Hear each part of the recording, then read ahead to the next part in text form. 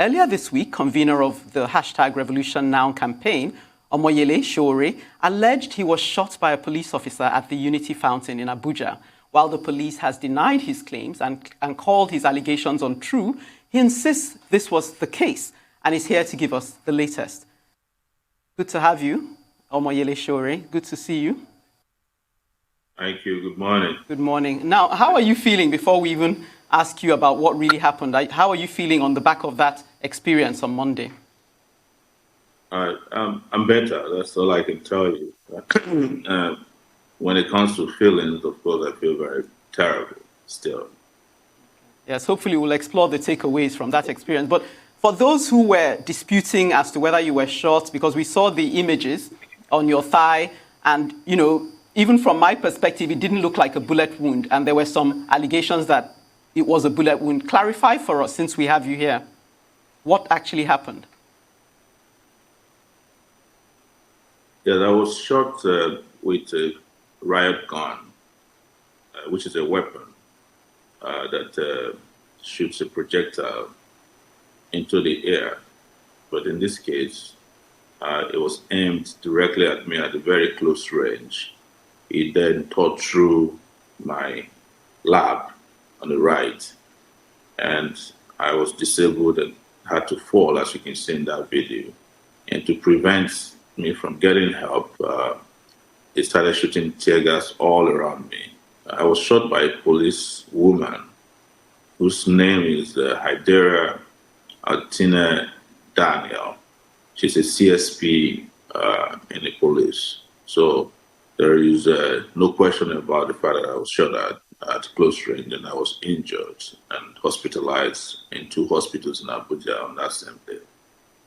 All right. The police has denied, that they actually shot at you.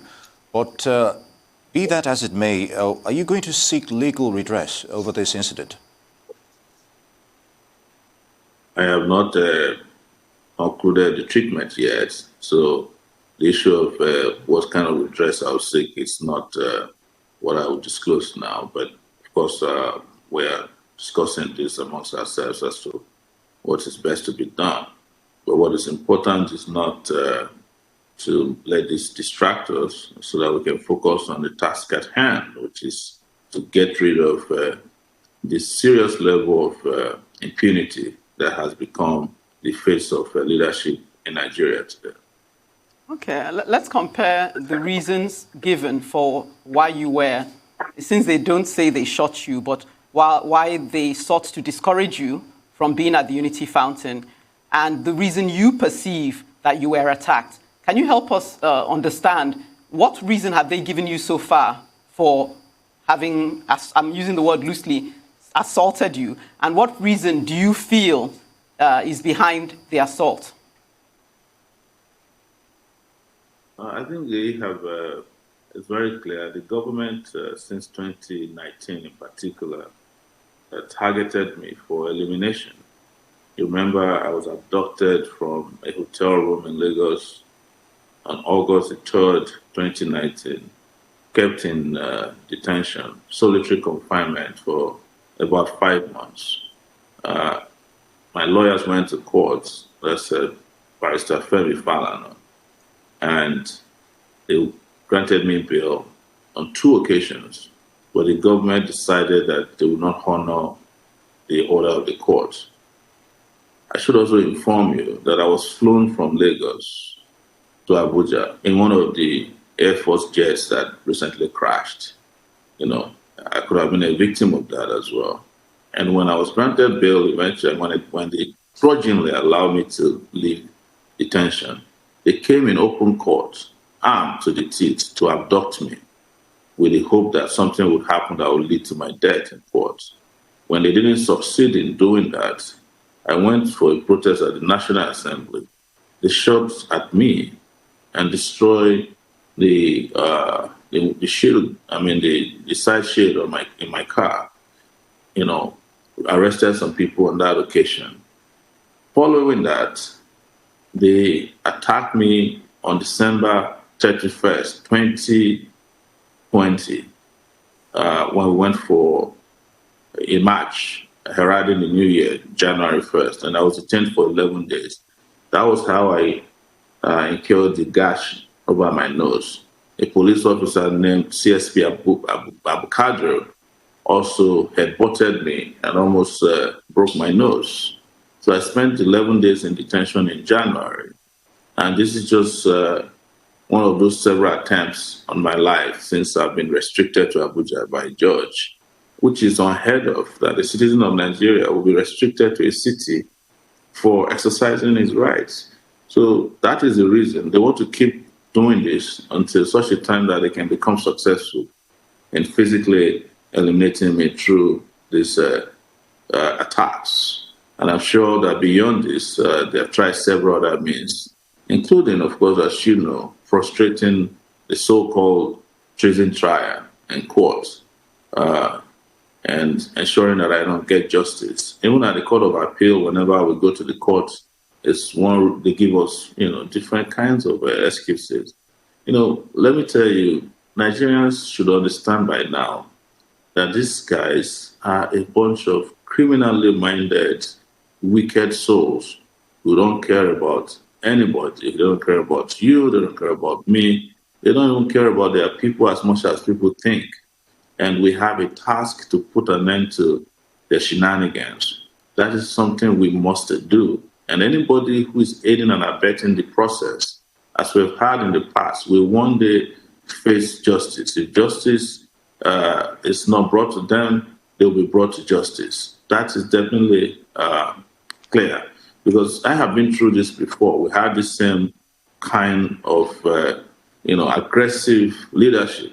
I won't say rulership in this country under the military. Babangida, Abacha, and how did it end? That should remind Muhammadu Buhari that this will not end well for him. All right, very good. You've just highlighted a series of police onslaught against you, and from your explanation, that might not end anytime soon. But in that regard, will that discourage you in any way regarding your activist roles? Never. It will never discourage me. This is something I've done for over 30 years. And it's sad to say, but I'll say it here because I often tell people, I never thought I would live to be 30 years old because they've been assaulting me since my university days. I was expelled twice from the University of Lagos. I was almost killed in 1994 where they sponsored campus gangs after me, and being in detention in several parts of Nigeria. And in some of those detention places, I was tortured, physically tortured. I remember being detained at an Air Force guard room for 7 days. I almost died in Yola, Adamawa State, when I completed my NYC and I was about to collect the discharge certificate. I was arrested. Till today, the Nigerian government did not give me my NYC discharge certificate, even though I completed my NYC in Yola in 1996. I was arrested and detained for 7 days after I completed my NYC. What is sad is to, see that after some 20-something years of so-called democratic rule, which I think we never had democracy. Morons just hijacked our democratic rights. That's why I typically call it morontocracy. We just can't believe that this will be happening now, and that these are being perpetrated by people who claim to have changed or who are Democrats, and they're being supported complicitly by even the civilian elites. Because I remember when I was charged to court by the regime, falsely accused of money laundering, falsely accused of all kinds of crimes I did not commit. They were represented by 23 lawyers led by a senior advocate of Nigeria who eventually withdrew because he was embarrassed. And they were arguing in court that I committed crimes I didn't commit. So we also have people in the media who promote some of these abuses. I remember in this last one, some TV station claimed that I was not shot at, that I was acting. Okay, sure. If I may come in just to say that from what you've described of your background and the experiences you've had, some might describe you as a hardened activist. But is it possible for you to see from the point of view of the security operatives? Your lawyer, Mr. Inibehe Effiong, claimed that you were at the Unity Fountain to mass mobilize protesters ahead of the nationwide protest of insecurity on June 12th. Can you appreciate that you're causing the kind of unease you might be causing the authorities at a time when there's so many jitters to do with insecurity already? Well, it won't be correct to say that although, yes, there's a protest plan for June 12th, that's next Saturday. But this particular protest was a peaceful protest called by my lead lawyer, Barrister Femi Falana, to protest against insecurity in the country. It was a peaceful protest. You cannot suspend the rights of Nigerians to protest. You can't stop it. Even if there's no constitution, under the military rule, when practically they were ruling, with and by decrees, we were protesting on the streets of Nigeria. So why would anybody even argue in favor of discomfort against the authorities when the real discomfort is incompetence of our authorities to protect lives and property in the country? So why would anybody argue in favor of that? How can you inconvenience anyone when you are asking for people to be protected? Prior to that protest, I was also there for a protest in which I spoke, openly against the abduction of the students in Afaka, the students of School of Forestry in Afaka, Kaduna State. We marched from there to the National Assembly, and the next day the students were released.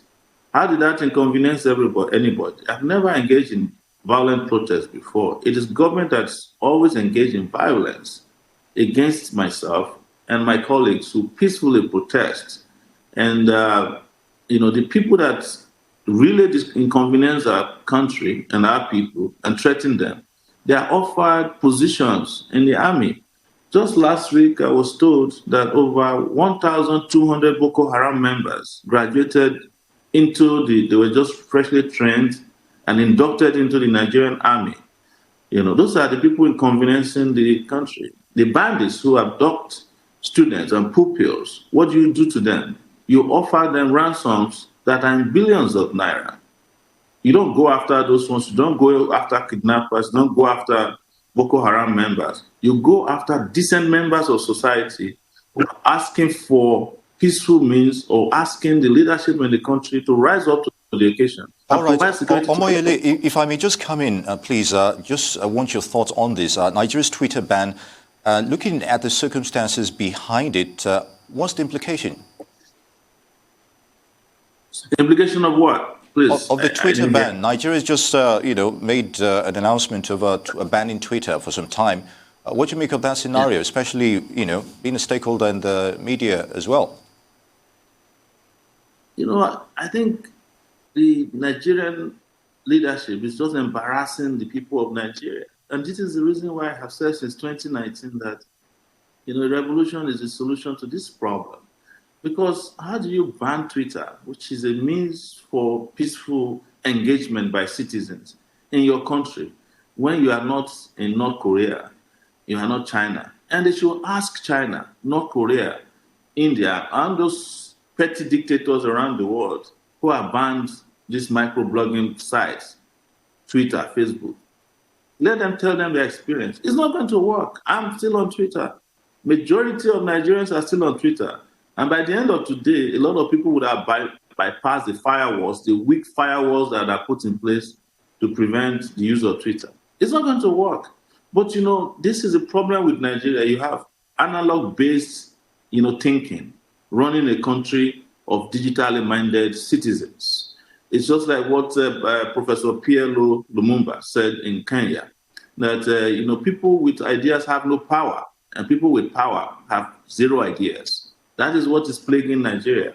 And that's why Nigerians must rise up to reject this kind of leaders with Stone Age mentality, who actually believe idiotically that they can ban interaction and engagement by citizens who are disgruntled.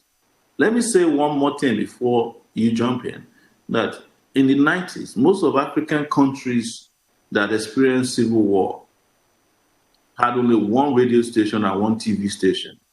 They prevented their citizens from having outlets where they can vent. So they should also learn from that. And I hope, we don't allow them to drag us into war, that we instead drag them off, out of our decent spaces. Indeed. And on that note, Omoyele Sowore, activist, politician, journalist, I'd like to thank you for being a part of the show. It's good to have you with us.